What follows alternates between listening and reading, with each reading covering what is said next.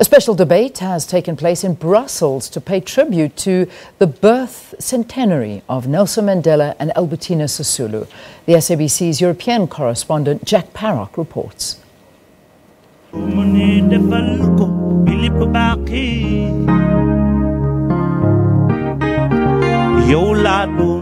The centenary event for Mandela and Sisulu here in Brussels was accompanied by a musical tribute by the acclaimed Senegalese singer Youssou N'Dour.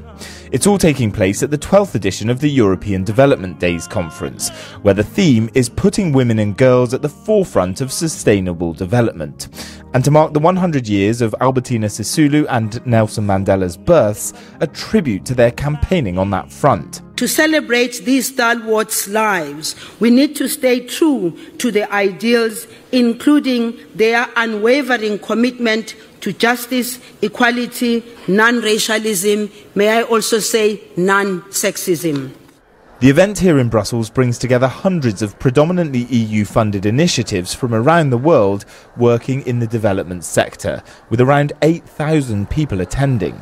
The South African story of strong women is being used to inspire future generations. When many had to go into exile, when political life in South Africa was strangled by the apartheid regime, it took women like Albertina Sisulu to keep the hope alive in South Africa. She, Winnie Mandela, and many other women were the ones who looked at the apartheid system in the eye. In addition to the tributes, the African leaders and dignitaries will be using this visit to Brussels to discuss other matters with their European counterparts.